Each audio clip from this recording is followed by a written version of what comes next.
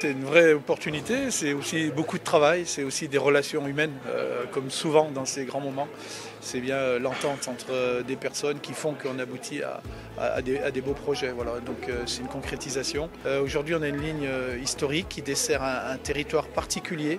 Je pense à Saint-Michel, à Modane, mais de l'autre côté, on a aussi Bardonnay et Oulx, hein, qui fait le lien aussi avec les Hautes-Alpes. Et je crois que c'est aussi toutes ces logiques de territoire. Quand on regarde ces trois grands territoires, le Piémont, les Hautes-Alpes et puis la Maurienne, eh ben on a un territoire fabuleux qui a à peu près la même histoire, le même biotope. Et je crois qu'on a tout intérêt aujourd'hui à échanger. Parce que politiquement, on peut faire, dans le sens très noble du terme, on peut faire quelque chose de très joli. C'est une grande étape puisque c'est le premier arrêt du Frecciarossa à Saint-Jean-de-Maurienne. Premier arrêt historique, hein, puisque lorsque la ligne entre Paris et Milan était ouverte, cet arrêt n'était pas commercialisé. Aujourd'hui, il l'est pour la première fois. Et quand on a un accueil comme on a eu aujourd'hui, quand on sent les acteurs de la région nous accueillir avec autant de ferveur et d'envie de travailler ensemble, c'est sûr qu'on ne peut se sentir qu'accueilli. Un train qui s'arrêtait à Lyon, aujourd'hui c'est un peu plus loin, Chambéry et Saint-Jean-de-Maurienne, avec un terminus Saint-Jean-de-Maurienne.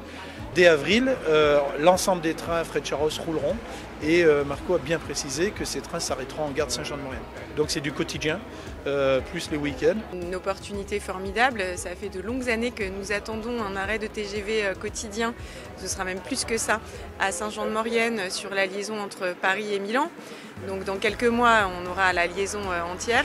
C'est une grande avancée pour le territoire et cela marque une relation de confiance qu'on a créée, que Philippe Rollet, le maire, avec les élus, et nous tous avons créé avec Trenitalia depuis plusieurs années maintenant. La proximité avec le Piémont et toutes les villes qu'on va pouvoir desservir côté italien est très importante. Il y a une opportunité pour le territoire, mais il y a aussi une opportunité pour nous, pour les voyageurs, puisqu'il y a aussi des domaines et des montagnes qui sont très demandés par les Parisiens, par les Lyonnais, et probablement demain, quand la ligne va réouvrir par les gens de Turin, les habitants de Turin et de Milan.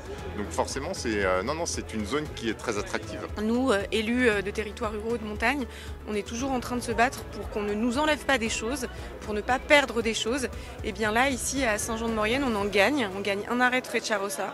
Ça s'ajoute vraiment à une dynamique de politique locale qui est extrêmement importante et sur laquelle on travaille tous ensemble, c'est de valoriser le territoire.